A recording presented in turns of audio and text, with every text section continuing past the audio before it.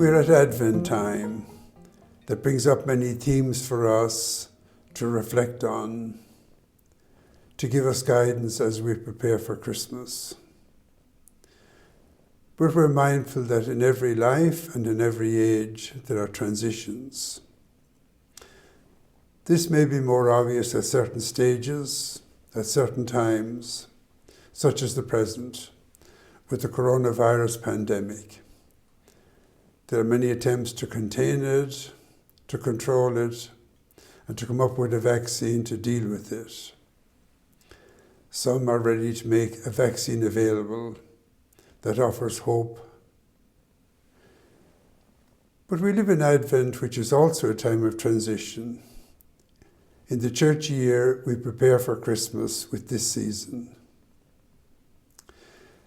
Many of the readings come from Isaiah, a book with different phases, covering a long period of time, from a threat of invasion, to being taken into exile, to preparing to come home, and finally arriving back.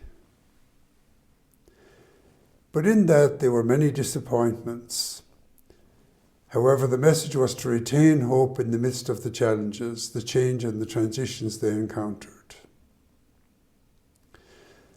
So we allow that book to speak to our lives, as it contains many of the themes that relate to Advent, to Christmas, as the liturgy indicates. Expectancy is prominent, as it is in the lives of many when they think of Christmas. In times of crisis, Isaiah prescribed trust in God, as by this alone salvation would be won. There was a clear message of hope throughout. And while the exact details of the different eras are not important to us, there are aspects that can help us reflect on this season and our lives at this challenging time.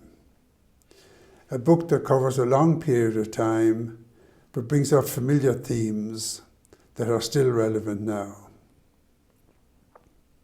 So in highlighting some of these themes or aspects of the book, we might keep in mind, firstly, the context of the book, with its message and for whom it was written. Secondly, we might look at how it is presented in the liturgy, what interpretation is given to us as we try to understand it and help prepare for Christmas. Thirdly, it's its relevance to our own lives now. The context. The people had become unfaithful. They had lost direction, and with it they became more arrogant, greedy and proud, offering sacrifices of no depth. Isaiah pointed out that they were a sinful people who lacked humility, thinking they were self-sufficient. They were reminded of their situation and what lay in store for them. The call was to rely on God even in the midst of all that happened. It is God's faithfulness that would bring in a new era. So Isaiah acknowledged their sinful state, which we have in chapters 2 to 5. And his own call in chapter 6, he situates himself among them as a person in need of cleansing. And then he told of a coming invasion. For him, that invasion was part of God's plan to call the people back to reality, to call them back to true worship and right relationships. In the midst of all, a remnant or a small group would stay faithful. A shoot would spring from the root of Jesse, a reading used earlier this week. That remnant will produce fruit, which we find in chapter 38. The theme of hope remained. It is encouraged by the prophet. God's way and plan will come true. New life will emerge. The birth of a child is a symbol of hope and of the future. That's a text frequently uses the masses of Our Lady. The theme of hope can also be seen clearly in the people who walked in darkness and have seen a great light, which we will use as the first reading for the Midnight Mass. In Advent, then, we present this liturgically.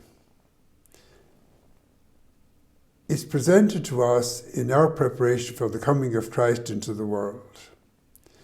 And we can just look at some of the themes that arise from it. Isaiah was a prophet, a teacher of truth, who wanted to call the people back to who they were, to their senses.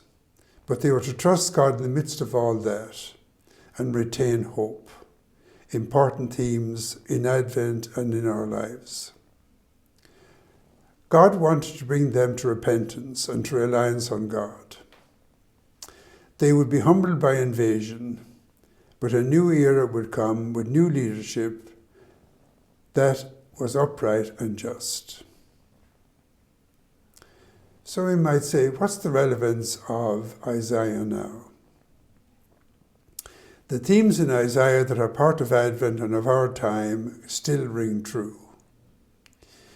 We live in a time of relative prosperity for many, but with much uncertainty, where self-sufficiency, the temptations to pride and to superficial worship are evident in our society and within all of us.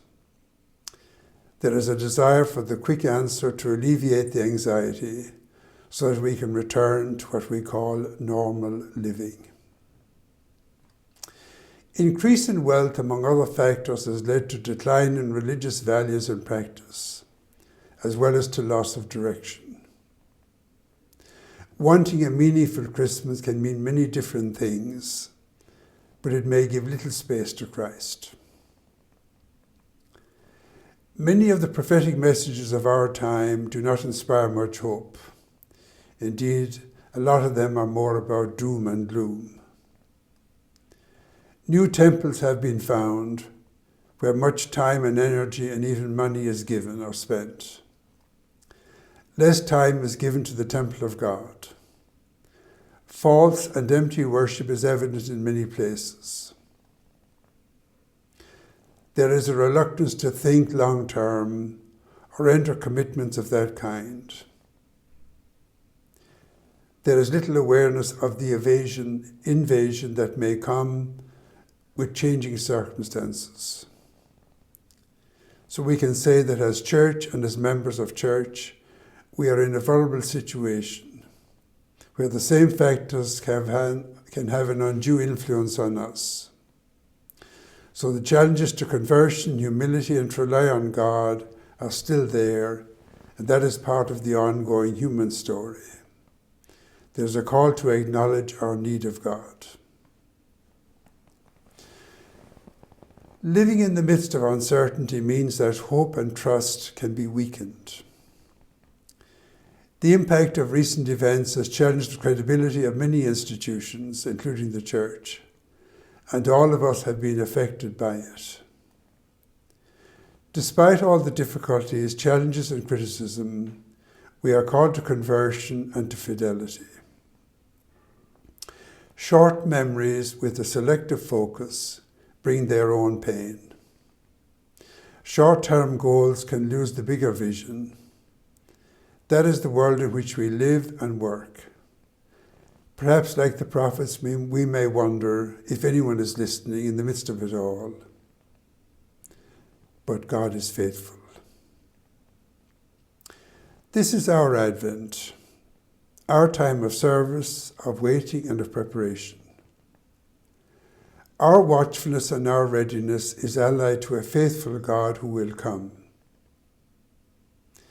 This season of joyful hope relies on the fidelity of God, not on human optimism. We are called to trust God and to remain calm against all the invasions wherever they come from. So I'd invite this as a time of reflection and of prayer. And the main text I'm going to draw on is in chapter 9 of Isaiah. The people who walked in darkness have seen a great light. It's God's promise of lifting burdens and offering a bright new future. Because as individuals, as members of the church, we are called to conversion in our preparation. There is light and darkness within each of us in each of our stories, individually and collectively and in our world. Can we invite the Lord into that? Given what's gone on, how will Advent and Christmas be different internally and externally for you at this season? There's other texts from Isaiah that you might like to look at. Chapter 7, verses 10 to 17, the young woman is with child and will bear a son.